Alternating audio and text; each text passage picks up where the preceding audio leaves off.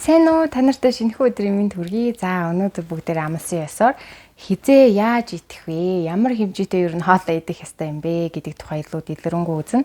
За тэгэхээр өчигдөр бүгдээрээ ер нь бол бид нэр гурван том шимт ижилийг байн авах ёстой байна гэдгийг ойлгосон. Тэгэхээр өнөөдрийн хичээлээр ер нь бид нэр яах гэж иддэг юм бэ? Тэгэхээр бидний ерөөсөө идж байгаа эцсийн зорилго нь бидний биед нийт биед мань агуулж байгаа 30 их 80 эс болгоныг л тэжээх зорилготой байдаг. За тэгэхээр эс болгон маань мэдээж тархины эс, за элэгний эс, булчингийн эс гэд хоорондоо өөр боловч бүгдээрээ тодорхой хэмжээнд нөгөө том макро элементээс 3 элементээс хэрэгтэй зүйлсийг одоо бидний энэ хоол боловсруулах эргэтэн системээрээ дамжуулан авч яадаг. Тэгэхээр бидний хоол ер нь хизээ эсэндээ очдог гэж та нар байна бодож байна. За тэгэхээр хоол боловсруулах энэ эргэтэн систем гэж нэрлэж байгаа энэ зүйл маань ерөөсөө бидний амаар орж байгаа хоолыг маань эцсийн бүр эснүүдэд хүргэж өгөх гол үүргийг одоо гүйцэтгэдэг эргэтэн систем байгаа. Тэгэхээр бид нар бол ингэж бодоод байдаг тий. Би бол багадаа бас тэгж боддог байсан. Хоол ингээд амаарж ажиллаад хоолоогоор давчингууд ерөөсөө ингээд биендээ хэрэгтэй хэсэгтээ шимт хижил болоод очиж тийм байх гэж боддог. Гэтэл яг үнэндээ бидний амаар болсон хоол маань жижиллаа, шүлстэйгээ холлоо, зариглаа, улаалаар дамжлаа. Тэгээ ходоодонд ороод ходоодонд уураг нь одоо задарна. За тэнгүүт одоо юунаас цусны хүүдийгээс цус ялгараад тосыг шингэн гэх мэтлэн эргэтэн болгон маань өөр шимт хижээлийг шингээж явж агаад задалж явж агаад энэ маань нарийн гиц буюу одоо энэ нэг хониролцсон ягаан зургаар үзүүлсэн байгаа энэ нарийн гицэндээ очижээж нарийн гицний ханаар шимэгдэд цус руу орж бидний эд эс рүү хоол болж очдог. Тэгэхээр энэ хүртэл нарийн гиц хүртэл яадаг вэ гэхээр хоол маань эсэндээ очихгүйгээр ингээд боловсруулагдаад явж идэг.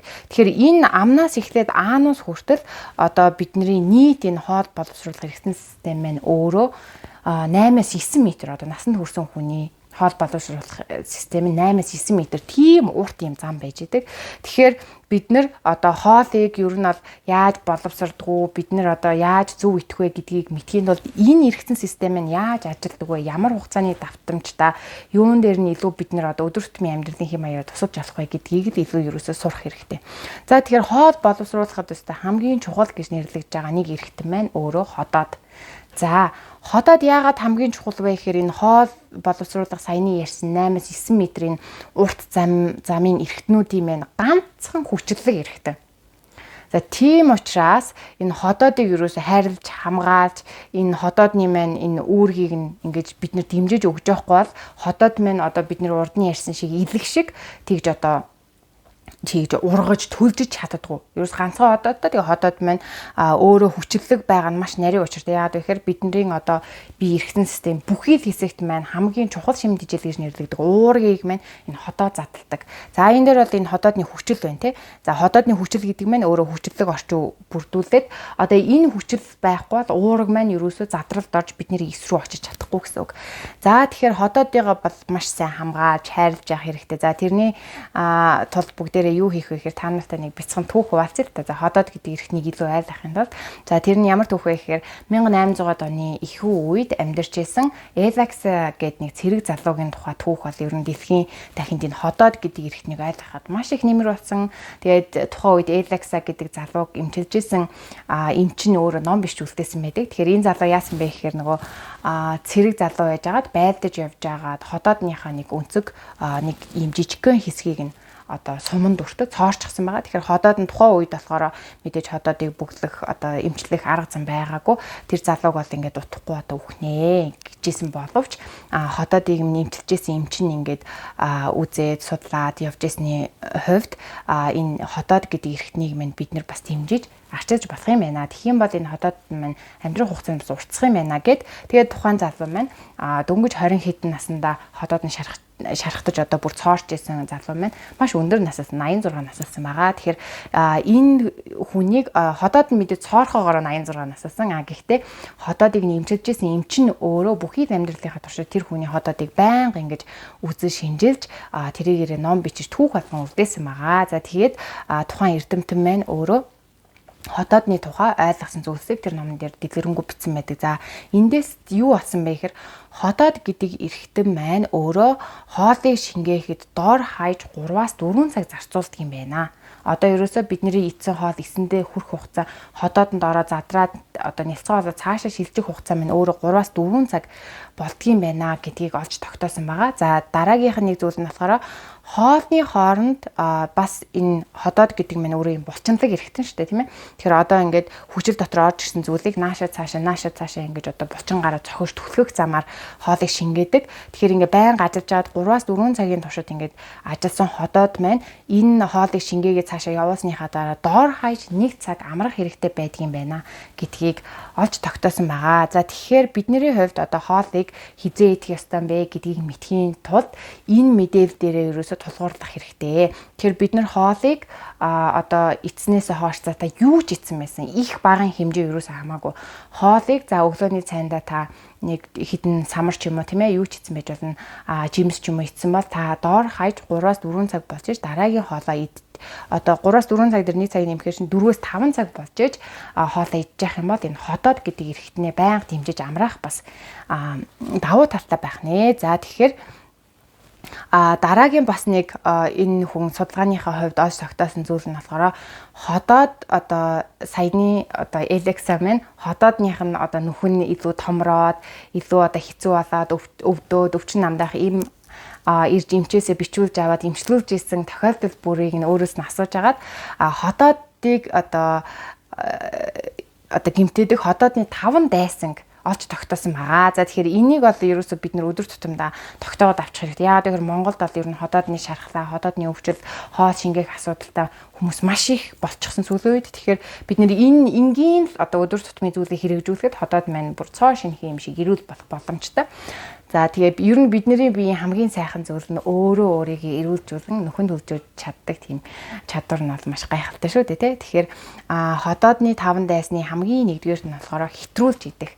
За түрүүн би сая та нартай хотоодны хүчлийн зураг харуулсан шүү дээ. За хотоодны хүчил маань хотоодныхаа 3/2 хэсгийг дүүргээд байж идэг.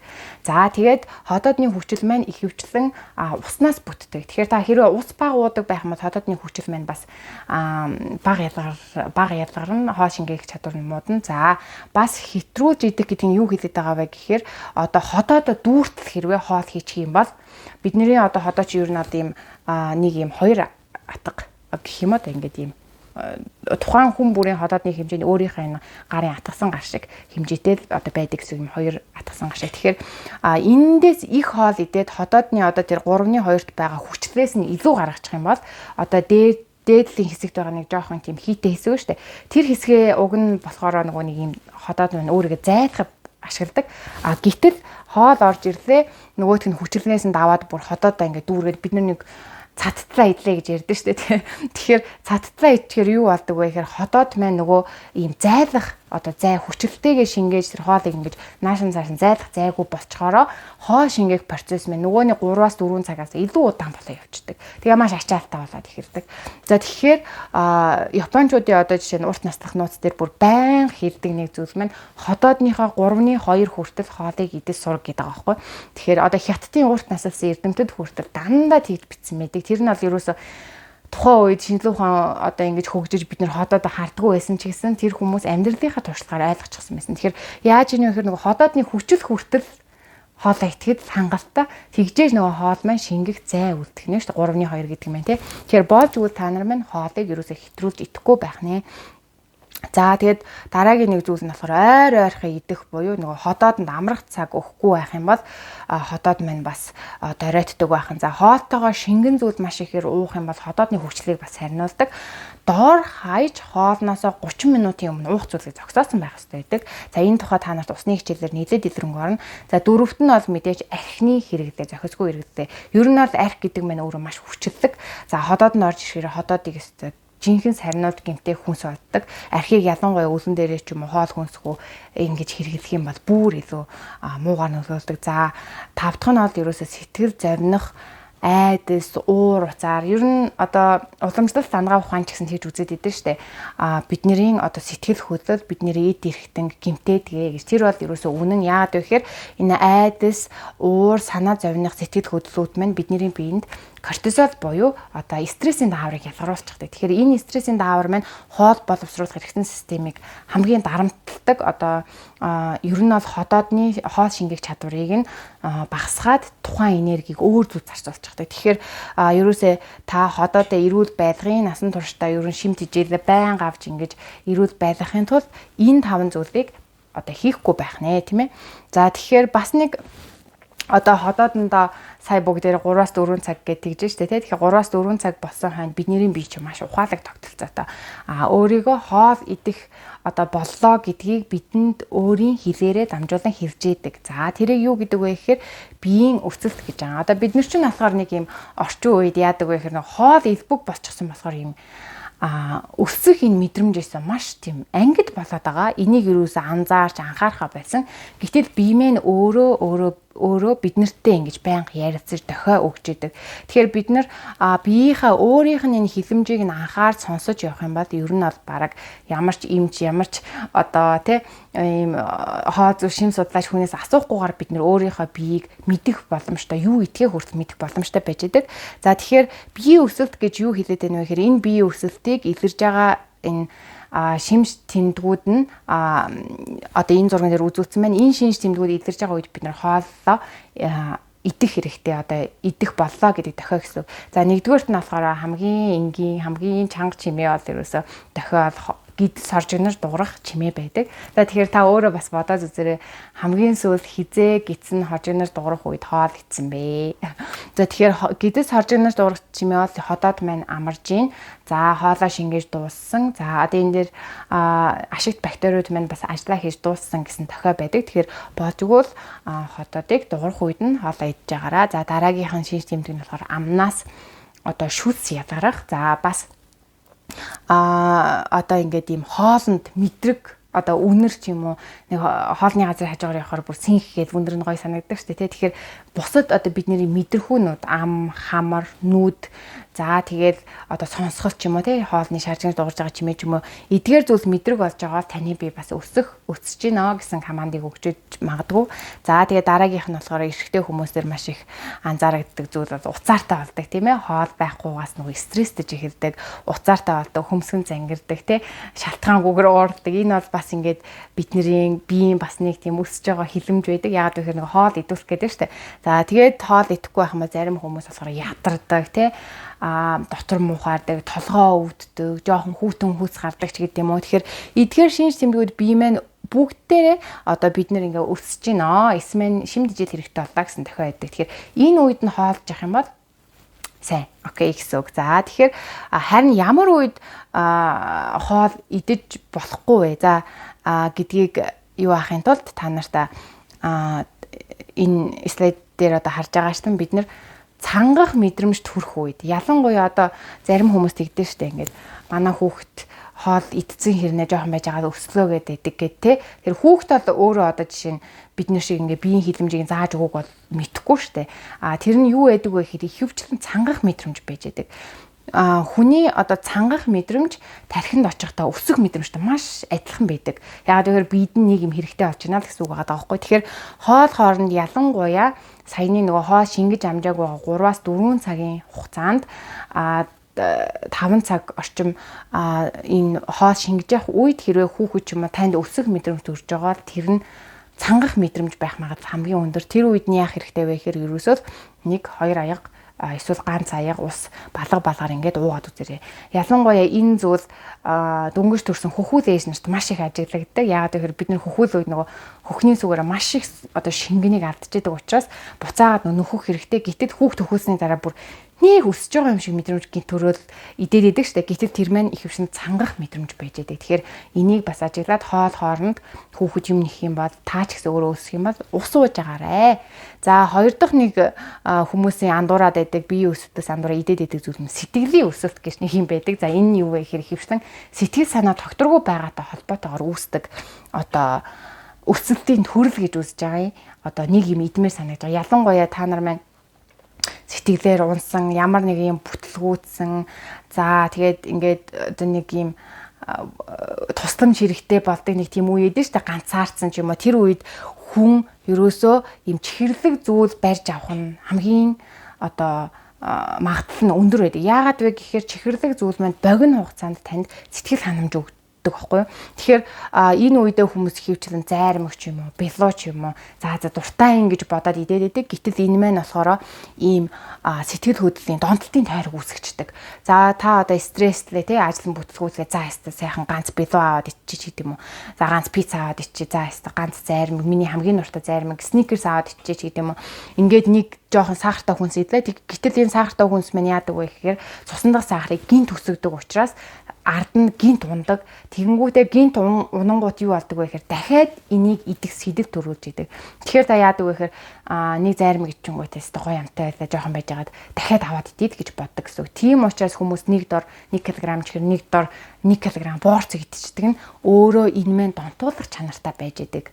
За тэгэнгүүт их идлээ. За тэгэнгүүт энэ мэн ингээ урт хугацаанд үргэлжлэхээрээ донтолт болоод хувирчдаг. Одоо ерөөсөө кокаин одоо сахар хоёр буюу бидний одоо нэрлэдэг харт тамхи сахар хоёрын донтолтын юуг нь тархинд одоо нөлөөлж байгаа үзүүлэлтийг нь харахад судалгаагаар сахар нь илүү донтуулах чадвартай гэж гарч байгаа байхгүй. Тэгэхээр бидний хамгийн ярихгүй байгаа ерөөсө хортой энэ хүнс болохоор энэ сахар байдаг. Хүмүүс ерөөсө сахар эцсэндээ шоколад эцсэндээ өөрийгөө буруутгадаг. Харин ч бүр ингээд хүүхдүүдэд хүртэл авч өгөөл ингээд хамтдаа идээд идэг. Гэтэл энэ маань маш өндөр одоо тийм донтуулах чадвартай хүнс гэж байдаг. Тэгээ энэ донтуулах чадвар маань донтолт үүсгээд өдөр тутамдаа та чихэртэй хүнс нэг сникерс иддэг байх юм бол энэ маань таны дааврын балансыг тэнцвэргүй болгоно. Дааврын тэнцвэр хамгийн түрүүнд инсулины одоо мэдрэг байдлыг алдагдуулдаг. Тэр маань яаж байгаа та нар мэдээж нөгөө нэг биений одоо дааврын төрөл дээр үзчихээс одоо энэ биеийн өөрийнх нь хилэмж гэж нэрлэж байгаа тэр даавар алдагдчих юм бол тэгээ буцаад энэ маань таргалах, за чихрийн шижинд өртөх, за тэгээд бусад одоо үргүүдэх ч юм уу хавдар гэд бүх зүйлд маань нөлөөлөл явждаг. Тэгэхээр энэ тойрогт ерөөсөө орж болохгүй. Ялангуяа чихэрлэг зүйл дуртай хүмүүс маань та өөрөө мэдгүй энэ тойрогт орчихсон ингээд донтцсон явж байгаа юм биш үстэй гэдгийг өөрөө маш анхаарах хэрэгтэй. Ялангуяа өөрөө сонголт хийх чадваргүй бага насны хүүхдүүдэд ингээд чихэр өгөөд хичээл намд нь явахт нь ингээд чихэр өгөөд адуулчих юм бол энэ мэн насан туршид эрүүл мэндийг хохирох их буруу хөвшил болж байгаа юм шүү. За бас нэг ойлголт нь болохоор нөгөө бид нар жин нэмэх ч юм уу жин хасах зорилгоор ингээд ойрхон багаар идээд идэг штэ. Тэр мэн бас түрүүн та нар маань одоо ходоодыг яагаад ингээд ойрхон идэх гэмтээд үгүй гэдгийг ойлгосон шүү дээ. Яагаад вэ гэвэл нөгөө хоолоо шингээхэд за амархад хугацаа хэрэгтэй байдаг учраас та багаар ингээд ойрхон идэх юм бол энэ мэн ходоодыг амраад үгүй бүр ингэж баг хоолтой хүмүүс мань ходоодонд одоо байгаа хоолных нь үлдэгдэн бүр 24 цаг 48 цаг болцсон хойно хүртэл ходоодондоо ингээд бүрэн шингэж чадахгүй байж байгаа тийм судалгааны яг юу үзчихсэн зураг үзчихсэн. Тэгэхээр та нар маань болж өгвөл яг нөгөө гизээ дуурах үед бие маань өөрөө за би ингээд хоол идэхэд бэлэн боллоо гэсэн үед нь болж өгвөл хоолж явах хэрэгтэй байх нэ. За тэгээд энэ болохоор хүний биеийн өөрийнх нь одоо байгалийн мөчлөг. За энэ байгалийн мөчлөг нь юунд холбоотой вэ гэхээр саяны дахиад бид нарыг хизээ хоол идэх ёстой вэ гэдгийг л одоо зааж өгöd байгаа гэсэн. Би та нартай ер нь одоо ингээд 2-3 онлыг нийлүүлээд яагаад та ингээд өдөрт одоо ингээд төрөний одоо хичээл дээр заасан шиг ингээд дунд нь завсартаагаар идэх ёстой бэ гэдгийг л ойлгуулад байгаа гэсэн. Тэгэхээр хүний биеийн мөчлөг маань юу байдаг вэ гэхээр бид нар бол одоо тийм өдрийн амтан, нарны амтан, за шөнийн амтан гэдэг бол одоо жишээ бидний биенээс арай өөр гормоор ажилтдаг гэсэн. Бид нар нар мантахаар сэрж, за нар жаргахад унтах тогтолцоотой тийм амтан гэсэн. Тэгээд тэр нь яаж илэрдэг вэ гэхээр бидний биеийн хэм нарыг дагаад өсөж, нарыг дагаад буурж идэг. За тэгээд энийг нь бүр цагаар наривчтад гаргачихсан байдаг. Biological clock гэдэг 0-4-ээс үүрийн 4-ээс өдийн 12 цаг хүртэл их хөвчлэн бие маань өөрийгөө цэвэрлж идэг. За энэ цэвэрлэгээний үед болж өгвөл бид нэр өөрийнх нь одоо цэвэрлэх процессыг дэмжиж хоол хүнс одоо нэг их идэхгүйгээр тийм хөнгөн шингэн байвал илүү сайн байдаг. За энэ үед бид нар юу хийж байгаа вэ гэхээр энэ сургалтынхаа туршид нөгөө халуун шингэн зүйлийг тостоо ууж байгаа шүү дээ. Тэр мэн яаж байгаа вэ гэхээр би энэ өөрийн цэвэрлэгийг зогсоохгүйгээр яагаад гэхээр царцдаг тос буюу өрөм, шар тос, коконот тос энтер маань царцдаг тоснууд маань аманд шингэж эхэлдэг. Царцдаг тосыг шингээдэг энзим нь өөр аман дотор байж байгаа учраас шингэх процесс нь амандаа одоо уусаад бусад эргэтэн системдээ дараа учруулахгүйгээр биеийн цэвэрлэгийг зогсоохгүйгээр биедээ шингэдэг. За энэ 12-оос 20 цагийн хооронд буюу бидний өдийн 12-оос оройн 8 хүртэл хүний биеийн хэм хамгийн өндөр байдаг. Энэ үедээ хүн өөрт хэрэгтэй бүх шимт хичээлээ авал их сайн биедээ шингэдэг.